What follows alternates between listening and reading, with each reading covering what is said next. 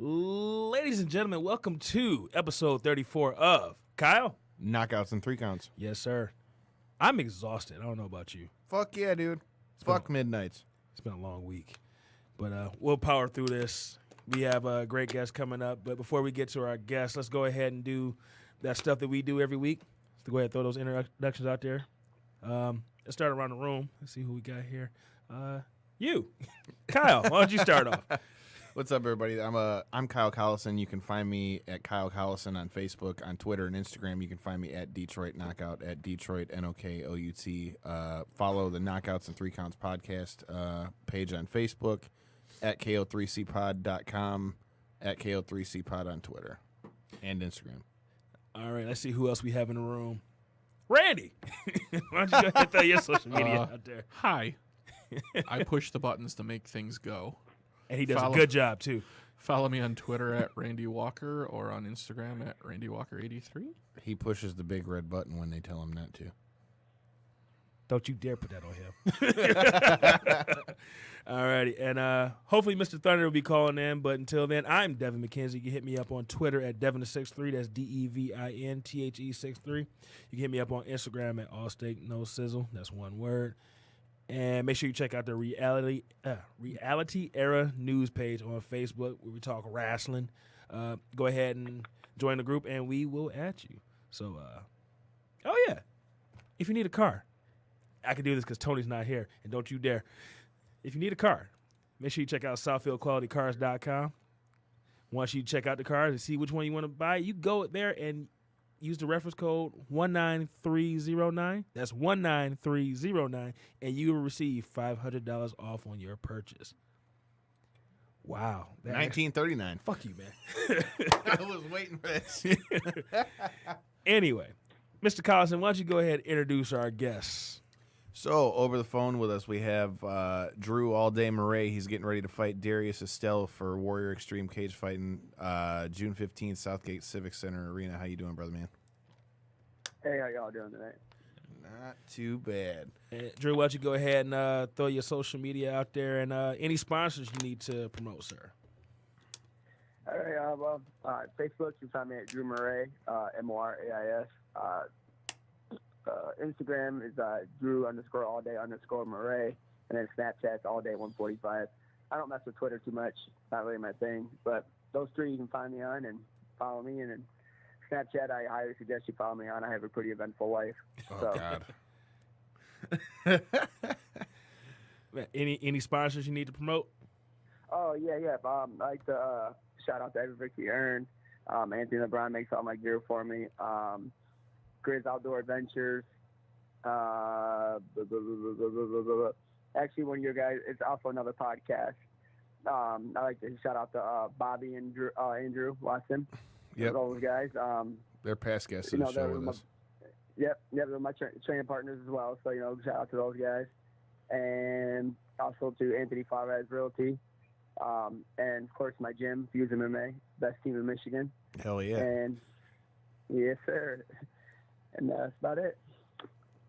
All righty, Kyle. Why don't you go ahead and kick this off, man? So since we started with training, you just let the cat out of the bag. We both trained with Big Don out at Fuse. You've been how many fights now have you been over at Fuse? My last 4. Gotcha. And you've been on a 4-fight win streak. Yes. That pretty much puts the proof in the pudding. So what do you like about Fuse as opposed to some of the other places you've trained? Like what's different about the atmosphere there, or coaching or training partners that has made your run here at Fuse, seem to flourish so much? Everywhere I've trained, all of them had great fighters and great coaches. I can't say one bad thing about anywhere I've trained, but the biggest thing was finding somewhere that fit for me, and having a coach that I connect with. And Don and I connect very well. We just got the same mindset, and we just click on the mental level, and he knows how to push me mentally.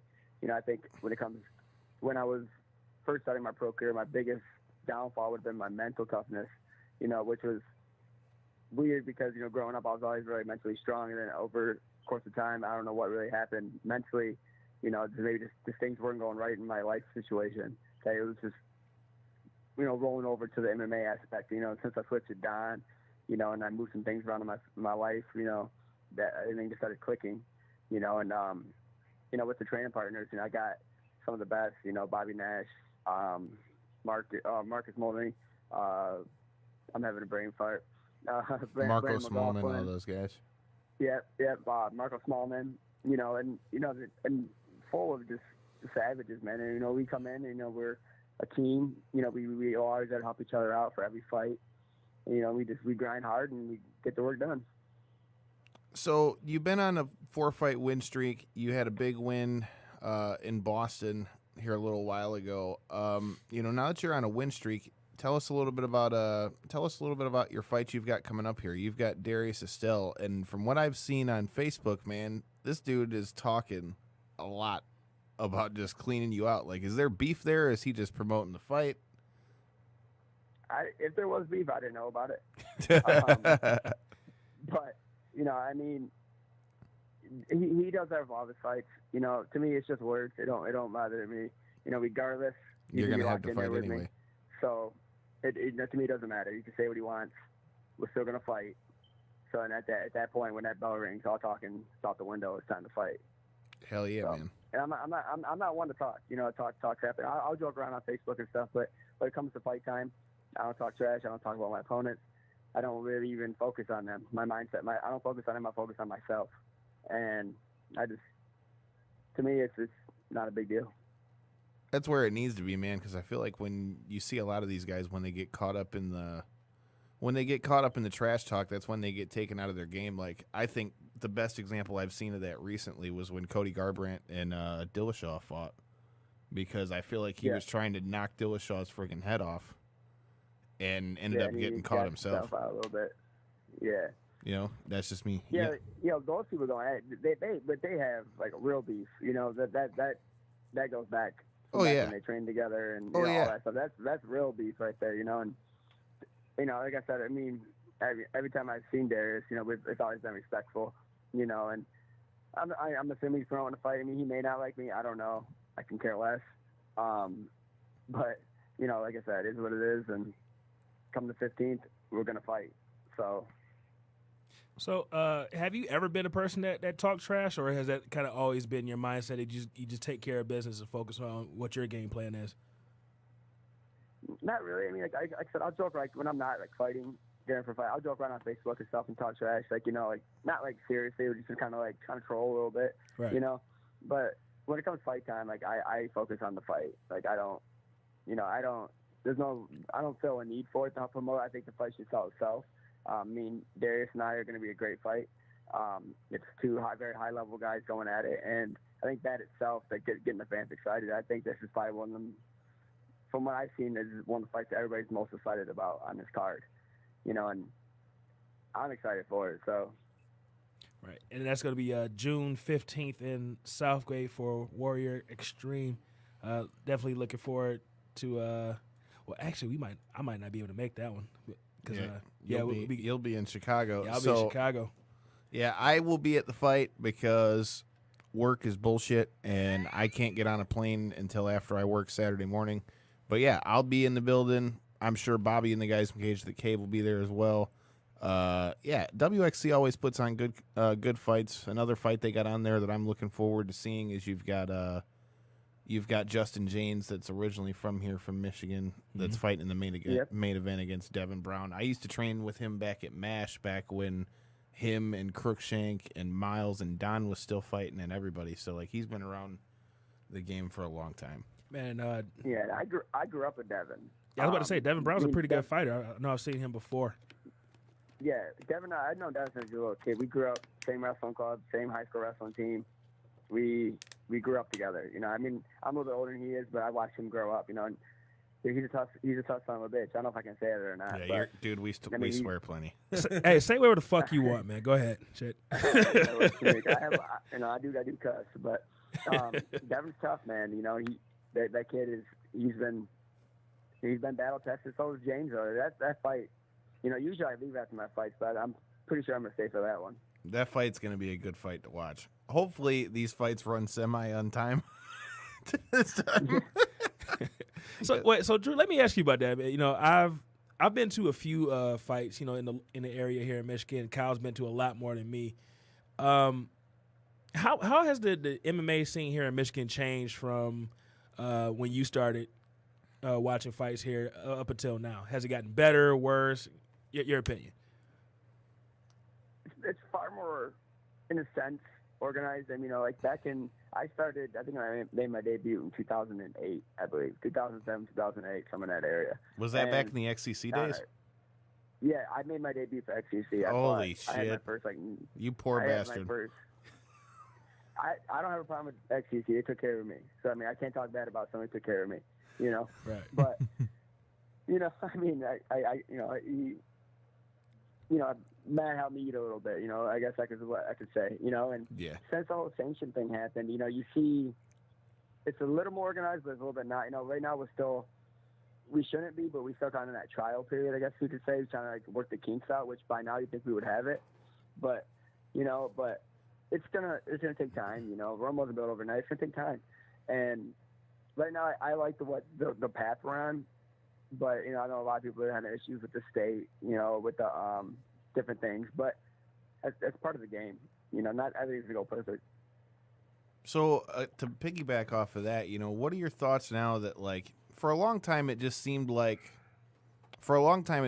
we all knew that there were guys that were UFC caliber that were here, but now that you're starting to see like an influx of a few of them get there, like one of our teammates, Bobby Nash or Miles Jury or ABC Bobby Cooper, you know, you've got, you know, all these names that are coming out of there. Like, you know, what does that do for you guys that are on the local pro scene to see that, okay, now you can actually make it out of here in Michigan? Darren Cruikshank, all those guys, Cody Stamen, past guest of the show too. Absolutely. And then we got, you know, Kevin Lee as well. He's a Michigan guy originally. Yes, sir. What's his name? Al Kuke, whatever. He was a Michigan guy at one point. He's from Michigan originally. There's quite a few Michigan guys, but a lot of them traveled out. The thing is, it's like now the UFC is starting to see that the Michigan boys can fight. You know, and that's huge, you know, with Cody and all that make it to UFC. Cody is killing it in UFC right now. Oh, yeah. And that's huge for the smaller guys for us, you know, like us, you know, kind of still in the regional scene, because they just letting them, you know, it's putting us on notice too, saying, hey, we see some scrap from Michigan, let's check out some more of them, you know, and that's awesome, you know, and I think that a lot of people don't give Cody and all the other UFC guys, you know, the respect they deserve on that matter, because, like, they're opening the door for us, you know, and I think that's awesome.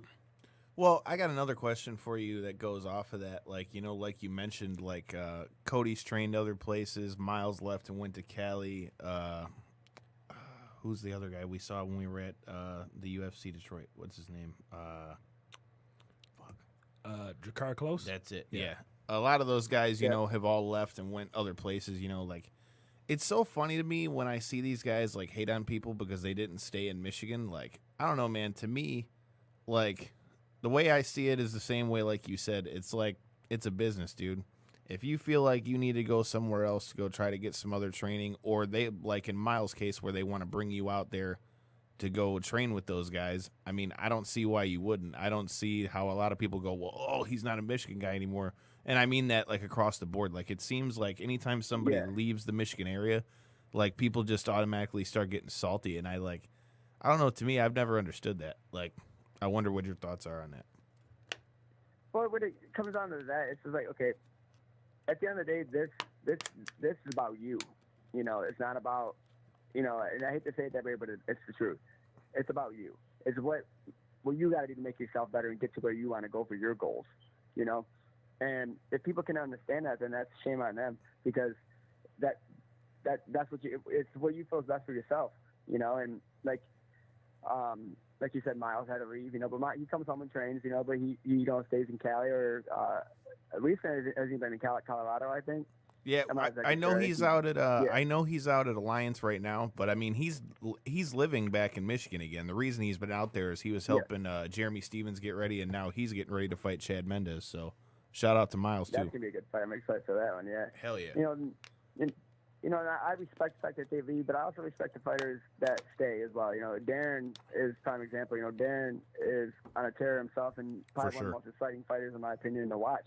And he says, you know, you know, he's had chances to leave Michigan. He says, no, this is where I started. This is where I'm going to end, you know. And I think that's awesome too, you know.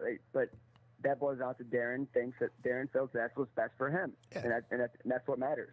You know? Exactly, and that's how I've always seen it. Like, I feel like if you feel like you need to leave, do what you got to do. But I don't think that makes, and I mean that for everybody, because I've heard that with more than just Miles. Like, I've heard it with Miles, I've heard it with Cody before, because Cody's done stints out there. Like, you know, I mean, at the end of the day, dude, you got to do what you got to do. And it's like we've talked about on our show a lot of times, man. Like, people don't understand, like, fighting is different than when you're playing football and all that other stuff. Because, I mean, you can have the best coaches in the world, but at the end of the day, dog, you're getting locked in a cage or stepping in a ring, and they can't save you. So if you feel like something you need to do in your training is different, needs to be different, then that's what you got to do. Because at the end of the day, the only one you can blame is yourself. Absolutely. You know, we're the one locked in there, like you said. You know, and like if a coach and I don't click, I have to find something different, because you know we got to be on the same, you know, wavelength when we're coming to the fight. You know, I got to know what he's thinking. He's got to know what I'm thinking. You know, we got to be on the same page every step of the way. You know, and if you can't find that, you have to find somewhere else, because you're literally wasting time. You know, and this is a sport that you got to take advantage of every bit of time you got. You know, because it can be gone just like that. Right. Hey, Drew, quick question, and I got a follow-up question after that. Did you get a chance to watch UFC 224 last weekend, Amanda Nunes versus Raquel Pennington? No, I did not. Watch that. I heard what happened. You know, and, I know what happened. You know, but I didn't get to watch it. I think I forgot what I was doing. I think I had my kids, and I was just spending time with them. But yeah, I didn't get to watch it. I heard what happened though. Right. Well, that's kind of what I wanted to touch on. We didn't really dive into it on the show, but you were talking about coaching, and it's a little bit of controversy for those that don't know. Raquel Pennington, after the fourth round, went to her corner. The round was getting ready to start, and she looked back at her coaches and said, "I'm done." But her coaches, you know, convinced her to go back out there and continue fighting. And you know, Nunez went ahead and finished her off with some ground and pound. So, as a fighter, your coaches are there to your coaches are there, to encourage you and give you those words of encouragement and advice. In that situation, would you want your coaches to send you back out there, or would you want them to throw the towel in for you? No, so make me go back out there and let me go on my shield. You know, we're warriors. That's what we do. You know, and I feel like her coaches knew she had more in her. You know, and that's what comes with the whole being on the same wavelength thing. You know, she might have thought she was done, but she was just mentally. You know, you get, your mind will carry you a lot further than your body thinks it can go. You know, and she was just having a mental lapse, I think. You know, and she went back out there. She did her thing. So kudos to her. She didn't win, but she got back up there and win another round when she didn't think she could. You know, that shows. That she ended up saying somewhere down the line that that she doesn't disagree with what her coaches did. You know, I don't either. You know, but like I said, their coach knew. Her coach knew that she can keep going. Like she's been through worse. She can keep going. You know, and I don't disagree with it. You know, and it's, I don't know. Like I said, I'm not in their gym. I don't know what they got going on, but right. That's she can go. She obviously did. You know, she had it in it to go back out there and do it. You know, and I think I didn't see the fights. I don't know how bad she was getting beat up or anything like that. It was pretty bad. But it was pretty. Her bad. leg looked like she got beat up with a baseball bat. It was pretty bad. But I think I've been there. I think what it was more of a. I think her coaches were kind of telling her that I know that you won't forgive yourself for not going back out there. Type of thing, especially because it's a title fight, man. Exactly. Like the chances, like title fights don't just get passed around like that. So I would, if it were me, like you said, I mean, and Devin and I talked about this because he came out when I competed in the Michigan Open last year or whatever. But I've boxed a couple times and things like that too. Kyle fought before. Yeah, but dude, like you said, dude. I mean, what the fuck? Like, I mean, if you're in there, I would much rather go out that way than go out because somebody threw in the towel. Like, I don't know. That's just me. Yeah. But that being said, absolutely. we've got a fucking run-in, as you could hear who laughed when Devin was talking shit. Who's the motherfucker on the phone line? What the fuck you think it is, man? It's Tony motherfucking Thunder. Find me on Facebook at Tony motherfucking Thunder. Instagram is Tony motherfucking Thunder. I'm Tony motherfucking Thunder at Kyle's mom's house. Everywhere. Whoa, wait a minute. All right, we got Tony Thunder on here. Tony, we got Drew, who's going to be fighting on June 15th in Southgate. Drew all day? Yes, sir. Drew all day. And That's what's up. Tony, you got anything you want to chime in with real quick, or you want us to keep rolling for a second? I mean, I've been, go ahead and do your thing. I just wanted to say, I'm Tony Thunder. That's it. I'm here. You want to say you were Tony Thunder or Tony motherfucking Thunder? Well, I think he's established it was motherfucking Thunder already. He said it about 10 times. It's Tony motherfucking Thunder on every other Tuesday. Today is one of those Tuesdays. But no, man, I just heard y'all talking about the recent fights and stuff was going on. I do my homework on the guests, unlike these two. Hey, I did my homework. Thank you. You're a liar and you don't love Jesus. Let me tell you what kind of homework I done did. You know what I mean? You just recently had a kid, right, Drew? Yes, sir. Yep, I just had a son 4 months ago today, actually. And oh, well, congratulations. Thank you. Appreciate that. Does that change your dynamic on how you look at fights that, you may get injured or, going back to your son, not being 100%, does it change your mindset or your mode of fighting when you go into fights? No. I know there's always I know what I'm risking when I walk in there. It's the hurt game, part of it. This isn't it's not my first kid, so I've been through this before, and it's just, yeah, of course I want to come out completely healthy, get back to my kids, but like I said, it's part of the business. We know what we're risking when we step in there.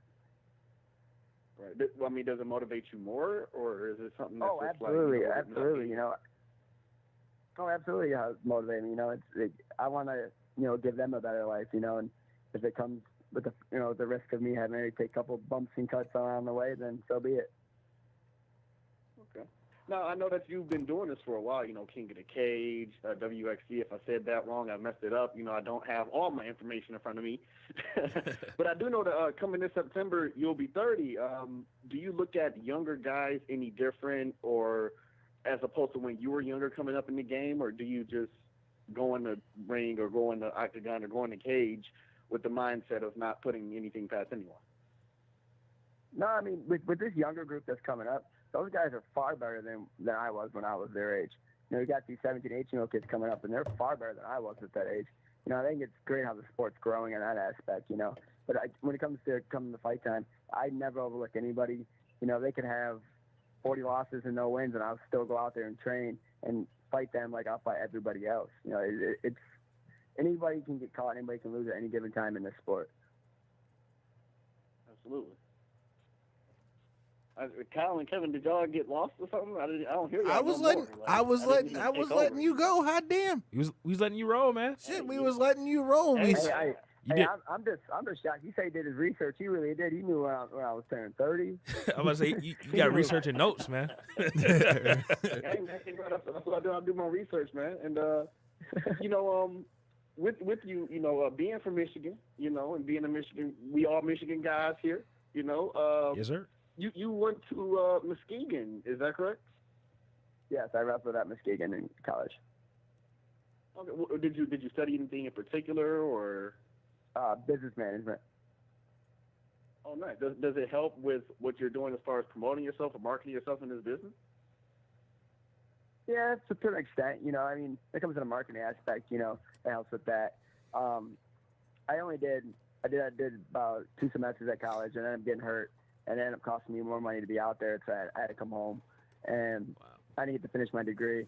But that's something I'm looking forward to doing after fighting. Once this door closes, that's something I'll be looking to get into, going back to school when I have a little more free time. That brings up another good question. You talked about having, your degree with business and things like that, or going to school for business, sorry. But with the change that we've seen in Michigan MMA, do you think that it's made things more not on the up and up, but like more smooth with negotiations and all that kind of stuff when it comes to the different promotions? Because I know back in the day, man, like it just seemed like there was always some bullshit like through the pro scene and stuff. Do you think that the sanctioning, Michigan being sanctioned now, has helped with that kind of stuff too? Yeah, you know, like when it comes to the sanction, like when it comes to like negotiations for the fight purses and so on and so forth, the state doesn't really get involved in that as much as far as I know. That is between like us and the promoters. When it comes to that, I don't handle any of that. I let my team do that for me. Nice. I don't. I should have to focus on that. I should be focused on fighting, you know. And like I know when I'm getting played, you know, if it's not worth the money, or you know, I'm not stupid, you know. So I mean, especially in boxing, I seen that a lot when I was boxing. You know, they're talking, oh, this kid's not that good. You know, 800. I look him up. Dude's like a couple-time national champ. I'm like, get the fuck out of here. I ain't like you play me like that. You know, I need way more money than that to want me to box this dude. You know, but there's some promoters that try to squeeze you for the littlest bit of money they can. But you just got to do your research, you know, and let your team handle the business. But you got to let them do what they're paid to do. Having fought in both boxing and MMA, though, like, what made you make the full switch over to MMA? And like, is there anything from boxing fights that you miss now that you're doing MMA? Yeah, I mean, I'm not opposed. Yeah, I'll probably box again. You know, right now my main focus is MMA. You know, I got a good streak going. I put my focus on that. The only reason I really said it, I boxed amateur before I did amateur MMA, and then once I got hurt and I tore my knee on my ACL, and as I was coming back, you know, I couldn't really wrestle, so I was like, I'm gonna do some pro boxing matches, you know, just kind of stay in shape, get some money, you know, and I started with that, and I don't think I haven't boxed in like, I don't know, 3 years maybe. I don't even remember the last time I boxed, but right now my focus is MMA, you know, but boxing helps out a lot, you know, obviously with the stand-up, you know, portion of it, you know, with the hands and stuff, and you know, I still box, you know, 3-4 days a week, you know, out of my hometown in Monroe where I started. Still work with the same boxing coaches I had when I was 15, you know, and it's just, I don't know, it helps, you know. A lot of times you see people, me being more of a wrestling base, you know, I got to have the hands to set up my takedowns, and then if I can't take them down, I got to have the hands to back up the rest of the fight, you know, so it's one feeds into the other very well. Nice. Well, we've got to go to a break here soon, so before we get there, you know, tell us a little bit more about your fight with Darius, you know, like how you see it going, like how do you like the matchup? I like the match. He's tough, man. He's very tough. He's very skilled, explosive, hits hard. You know, it's not going to be an easy fight. You know, and if I thought it was an easy fight, I wouldn't have took it. You know, I've always fought tough dudes, so you know, I pride myself on that, fighting good competition. You know, because I feel like it makes me better as a fighter, and also better as a person. It makes me stronger in the long run. You know, and I'm trying to be the best me. You know, and I think it helps me in both aspects of fighting and in my personal life as well. With the matchup, you know, obviously I see myself winning. How I don't know. Any way I can. So, hey man, that's the best way. I do what I gotta do. So, but like I said, he's tough, man. You know, and I'm excited for this matchup. You know, and yeah, it's gonna be a banger. I already know. You know, he comes to fight. You know, he's not gonna shy away from a scrap, and that I'm looking forward to. Your brother trains over there with him, doesn't he? Because he's over at Michigan Top Team. Yes, but for this fight, my brother has not been training there. Just so there's no conflict of interest. No conflict of interest. You know, whatever. You know, because my last opponent was an MTT guy as well. You know, but you know what are you gonna do? You know, I mean, there's only. I mean, at the end of the day, like you talked about at the beginning of the show, man. Like, it's getting to a point where you've got about 3 or 4 main gyms that are in there. You've got Fuse, you've got Michigan Top Team, you've got Murcielago, you've got Scorpion Fighting Systems. At the end of the day, chances are, if you're trying to fight somebody tough, the vast majority of them are going to come from one of those 4 gyms. So at a certain point, you already kind of know, at least in the Michigan area, that's where that's coming. So. Yeah. Oh, yeah. You know, and yeah, a lot of people say they think it's weird that my brother and I train at different places, but he feels that's what's best for him, and I feel Fuse is best for me. So, I mean, at the end of the day, that's how it goes. Hey, Drew, we're going to take a break here in a little bit. You want to stick around and talk a little bit of wrestling with us, man, or we got to let you go? Yeah, I can talk a little bit of wrestling. I know a little bit. Okay, that sounds good. Well, we'll take a quick break, probably about 3 minutes, about a 3 minute break, and then when we come back, we're gonna talk a little bit of MMA business and wrestling. So we'll be right back after this.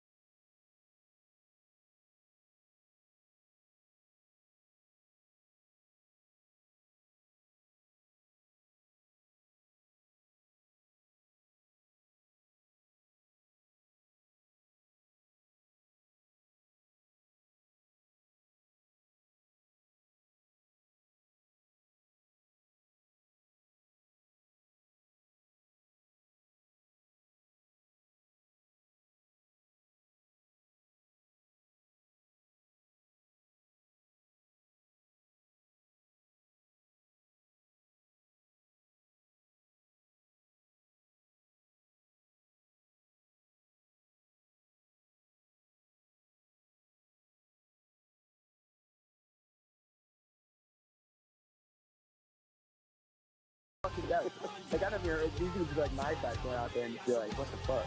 Like, it gives me hope that maybe I can one day play the New England Patriots. You know, All it right. gives me hope. But then I see myself run. All right, ladies and gentlemen, we are back from break, and Yeah, we back. you know what? Since we didn't get to make the proper introduction, Mr. Thunder, why don't you go ahead and throw your social media and make your plugs real quick, sir? Plugs, electrical sockets, the plug on the cocaine, the plug on the weed, the plug on the lean, the plug on the ecstasy. Hit my line. I got 2 phones, one for the plugs and one for the. The views and opinions expressed on this show do not necessarily reflect the views and opinions of the owners, broadcasters, advertisers of Podcast Detroit. Or Devin What they McKenzie. do though. Or What they do though. damn, they're gonna throw us off the air. No, the views and opinions expressed on Tony Thunder is not necessarily those of anybody in charge of this. All right, my social media, find them on KLC3pod.com. Shout out to producer Randy. Producer Randy, give everybody your social medias because I know they didn't let you earlier. Yeah, we did. Yeah, No, we took care of that, man. they did. We looked out for Randy. All Producer right. Randy. That's what's up.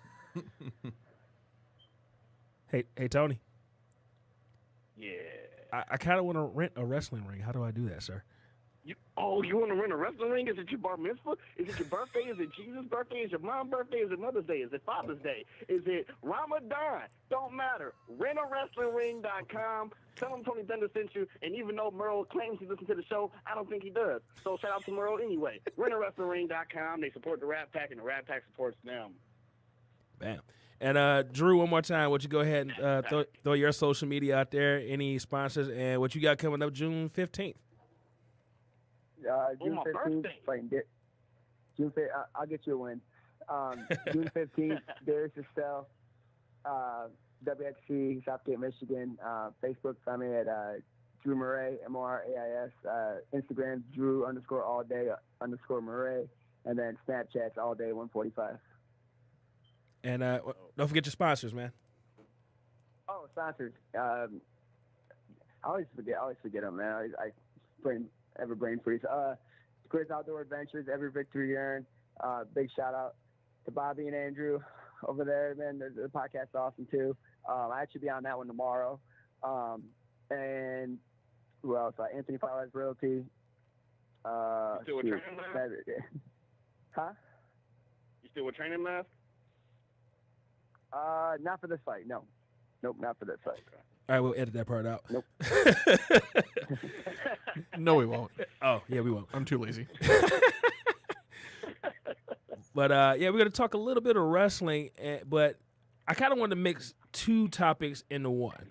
I don't know if everybody knows this, but UFC just signed a deal with ESPN to do 15 fights starting in 2019. Those fights are going to be on ESPN Plus, which is their new subscription service, which I believe is going to be $4.99 a month, and they're going to do 15 live events. And also, WWE just announced that, well, I don't know if it's 100% official, but they're going to be partnering up with Fox. Moving to Fox. Yes, and SmackDown will be on Fox, while Monday Night Raw will stay with the NBC Universal family and staying on USA. So I wanted to partner these two up because you got some major deals, major movement going on here. UFC is actually still trying to negotiate with Fox as well to have their other events on Fox programming as well.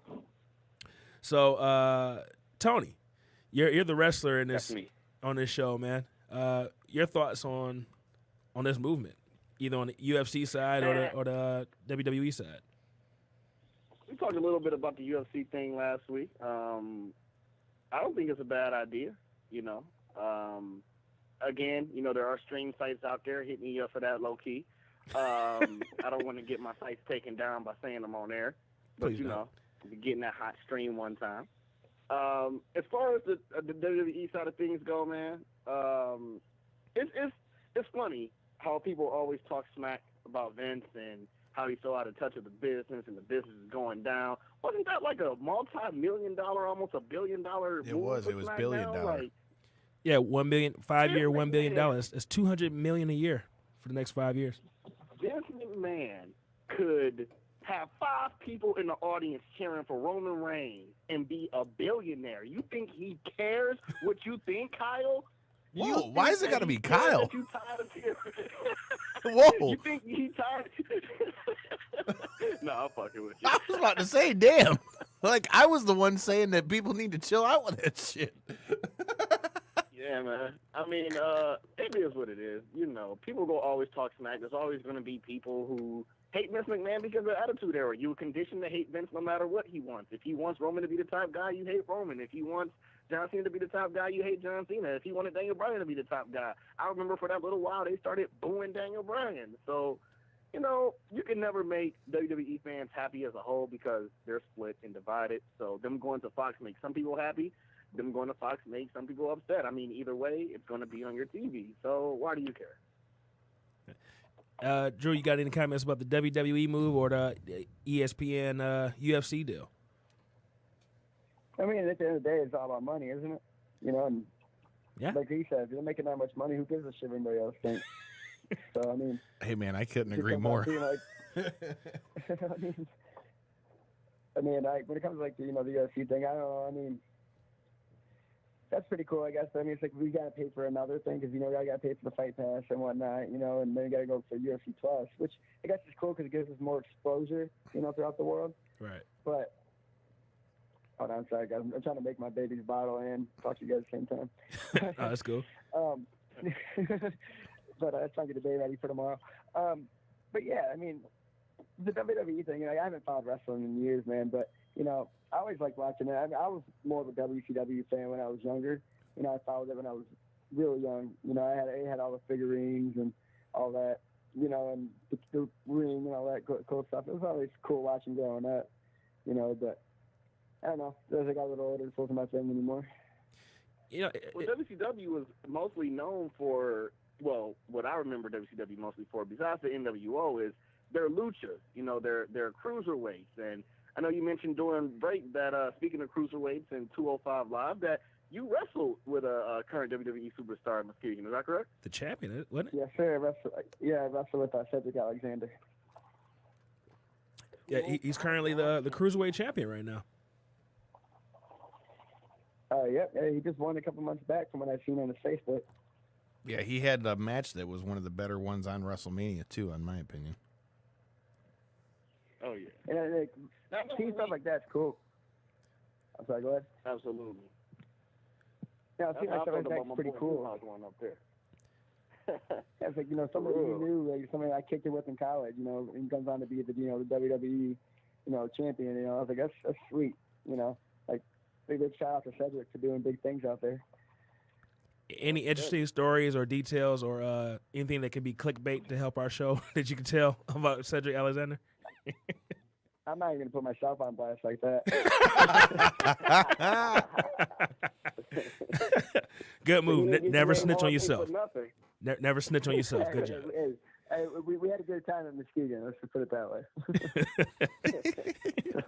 Enough said.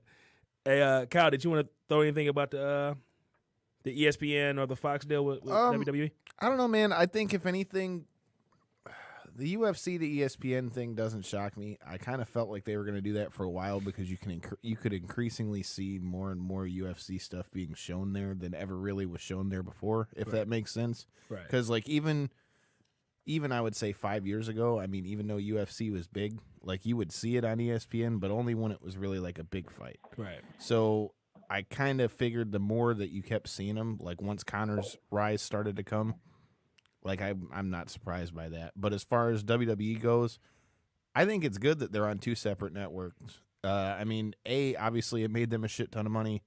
B, it further exposes, you know, WWE even more than it already is.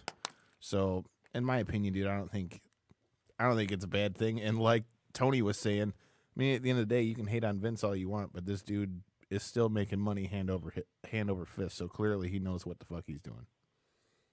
Hand over fist sounds like masturbation. What the fuck? Wow. I just This show just took a turn. I just completely forgot my whole train of thought. But no, I think it's a great deal. And one thing I really like about it is the fact that, you know, with the brand split, you know, you had SmackDown and Raw basically on the same network, you know, day after each other. Now I feel like with this, it kind of feels more like a real brand split now. And now it really feels like there's two separate brands now. One is on the USA, which has been there forever, and now SmackDown is going to be on not just, you know, with the Fox family. It's going to be on the network. Like everybody's going to be able to get it. It'll be on FSN. From what I was reading, it's going to be on the main network. On Fox too, like the news, like Yeah, it's going to be on Fox. No shit. Yeah. So they're going to be on broadcast TV for the first time since Then what? SmackDown was on UPN. Yeah. So UPN don't really count. I mean, Well, people in Detroit, for y'all who know, the only channels that really counted that you got good on the antenna was 2, 4, and 7. Sometimes WB. Like UPN was always tripping. 56 was always tripping. CBS was even tripping. you got Channel 9, man. 247 You was got the all Canadian had. channel pretty good, man. Channel 9, CBC. we ain't Canadian. You know, you had a good ass antenna. You were getting WADL TV 38, Hell yeah. 68, and all that shit. Channel 32, all that, all that good stuff. He used to watch ECW back in '97. Hell yeah, I did that too. but no, I think this is a great move, man. And I'm a person I give Vince McMahon flack, but when it comes down to the business of things, man, he takes care of that shit. He's very innovative, man. They have his two brands on two different networks. The Greatest Royal Rumble, he got $20 million off of that. He's securing the bag, man. He's definitely getting that money. He got the keys. He got the keys. It's Vinnie Mac. Vince McMahon know what he's doing. All right, I want to go to the McMahon School of Business. I'm trying to get my Fuck BA yeah, in dude. McMahon business right there. Speaking of money, Drew, this is a good question for you. As you've seen, I'm sure at this point, Ronda Rousey came in and made a fuck ton of money coming to WWE. And we just found out this past week that she's going to be wrestling Nia Jax in Chicago at Money in the Bank for the title. What are your thoughts on Ronda's transition over to WWE? And do you think she'll ever fight again? Well, not just Ronda's transition. You got Matt Riddle. You got Oh, yeah. Tom I'll get to Lawler, that. you got- Because Ronda was the Yeah. big one in the news. Yeah, I mean, I don't know. I mean, she helped pave the whole women's MMA thing, which was huge. But like it was skill wise, I was like, there's got to be somebody out there better than her, because like she lacked a lot of the basic fundamental skills. Her judo's obviously world class, Right. and her ground game is world class. But when it comes like to stand up, she lacked basic fundamentals, and I knew there had to be somebody out there to take her out, But with her pre-fight antics and whatnot, it was only a matter of time before she went to WWE. You knew they were going to pick that up, because it's like she sells her fight so well. She's got this I'm a bad bitch attitude, and that you knew, Vince or whoever was going to pick that up.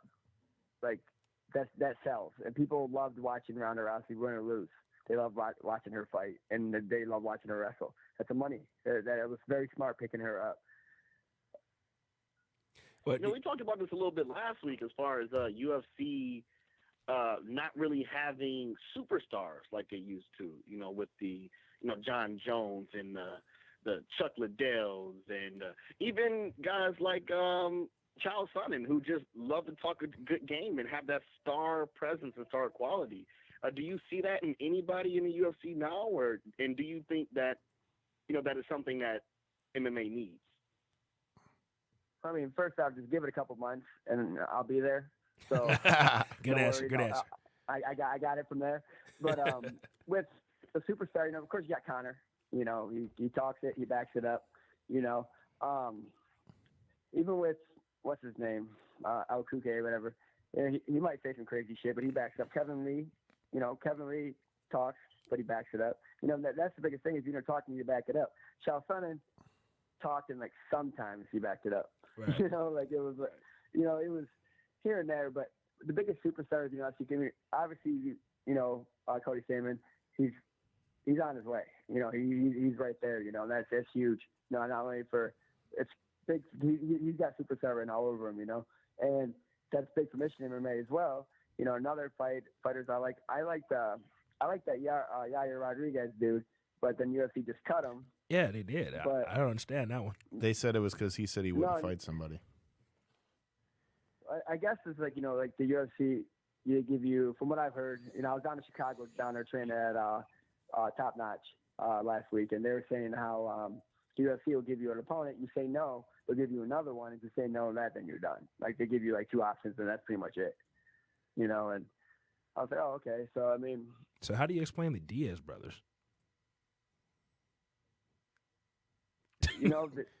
They're the Diaz brothers. But the Diaz brothers sell. Oh, okay. They- So as people long as you're a buy- star, you people- can turn out people whatever buy you want. pay-per-views. You put a Diaz on a pay-per-view, people are gonna buy it and watch it. That's Plain true. and simple. That's true. know. Cash rules You know, everything and around like, me. Yep. Oh yeah, absolutely. With that Rodriguez dude, Yair, he had superstar qualities, but he wasn't gonna sell yet. And yeah, I don't know. I mean, but it's plain simple. That, if you make money, UFC's not gonna cut you. You go back at what happened with Conor, the whole bus incident. Whether it was set up or staged or not, which I don't think it was, because why would you put the health and lives of risk of the fighters? But I don't think it was set up by the UFC. But anybody else, they would have been cut. if it was somebody that was below the superstardom that Conor McGregor was, they would have been cut. But the point, Conor puts asses in the seats. He's gonna sell millions. Every time he fights. Plain and simple. I got a question now. As far as MMA goes and like the sport itself, who do you think will win a fight between MC Hammer and Arsenio Hall? What the fuck? I don't know. MC Hammer, I guess. Throwing curveballs. Jesus God. I think Hammer will walk all up and down Arsenio's ass. Straight up. Hey, if you've seen MC Hammer dance, the man's got some footwork. He's got good footwork. So I mean, that's a big part in fighting. So I guess you can give it to MC Hammer on that one. Wait, time out. Are we seriously breaking down a fight between MC Hammer and Arsenio Hall right now? Is this really happening? I think Hammer got them hands, bro. He's from Oakland. Hey, he asked me a Good question. night, everybody. Only here on Knockouts and Three Counts you get a breakdown of MC Hammer versus Arsenio Hall. This is great. I'm sorry. Go ahead, guys. So, Drew, before we came on the air, we were talking a little bit about how you were saying you had watched as a kid. Like, what were some of the things you remember as far as WWE goes from when you were growing up? Or WCW. WCW too. WCW. I was a huge Sting fan. Like I was him for Halloween, Pain in the Face. I liked I know Rey Mysterio. Is he over in WWE now? Yeah. Well, he's all over the place. Yeah. I liked Juventud Guerrera. Oh, Juventud. I like The Juice. Yeah, Juventud. Yeah. The X-Pac when he went, but I liked him before when he was WCW at Six-Pac, whatever his name was, Six-Pac, whatever. Yep. I was a big fan of him. For some reason, in a weird way, I liked Raven. I don't know. Oh, and Raven was then, great. There's another dude. I forgot. He wore the white beater all the time with the long hair. Billy I forgot Kidman? his name though. Billy Kidman. Yes. Yeah, I was a fan of his as well. I love the NWO Wolfpack. That was like my shit. I rocked the red and black. I don't know. That's what I remember of this. From back then. It was those days. I knew some of the WWF fighters when it was WWF. So like I followed WCW more than I did WWF at the time. Wait, you said you went a quick question for you. I mean, hey, Tony, real quick. Go ahead. You said you went a Sting for Halloween. Were you like Rainbow Sting or were you emo Sting? Emo Sting. I was emo Sting, man. I was emo Sting. All right, just had to ask it. Go ahead, Tony. How long we got? Because I got a couple questions. We got about 4 minutes. Damn, all right. All right, so I'll make this quick. All right, did you before? As far as I know, you did boxing before you got into MMA. Did you really only have one amateur bout before going pro in MMA? No, I had 29 amateur MMA fights. 29. Okay. Well, I see one against Shane Poole where you knocked him out in 5 seconds in the first round. It was actually 3, but yeah, it was 5. That's crazy because Oh, go ahead. I was literally about to ask, how do you have 29 amateur fights, but when you knock motherfuckers out in 3 seconds, that's how you had 29 fights? I guess, yeah. Yeah, I don't know. I had a longer amateur career than expected, but, I wanted to make sure I was ready to go pro. That makes sense. Go ahead, Tony. Your first pro fight was against Hector Garcia, right? Mm-hmm. Now, with that being a King of the Cage, it's kind of like King of the Cage, I don't know how that name is familiar with me. That name rings bell with me. I've heard of it. I've seen it places. Was there any nervousness going into that with it? One of my questions, I guess, would be, is King of the Cage one of the bigger name promotions to work for? And having the nervousness going into that fight, how did everything pan out for you as far as how you thought it would go versus amateur?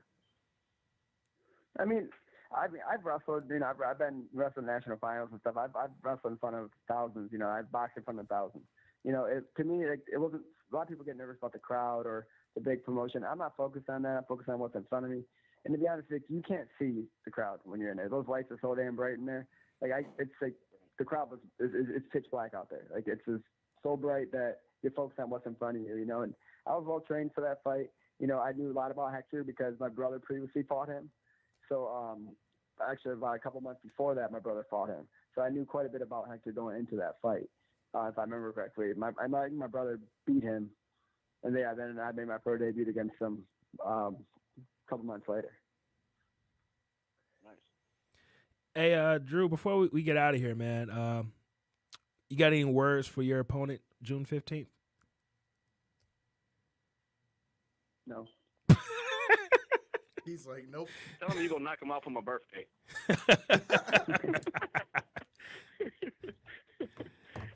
Well, we always give fighters that opportunity, but why don't you go ahead and tell people about the event, and are you selling tickets? Yes, Okay. I have tickets, so you can get at me on social media. I'll get them out to you. You know, I bounce around between Fuse and Joe's Boxing Club in Monroe. Fuse is in Clinton Township, so we can meet up somewhere along the way if you need tickets. It's June 15th at the Southgate Civic Center in Southgate, Michigan. Start times 6, 7, more likely 8. I was about to say they never started. Yeah, I'm co-main event as far as I know, so I'll be playing a little bit later. But if you guys need tickets or any questions, feel free to reach out to me. Anybody wants to talk to me, just reach out. I always message back.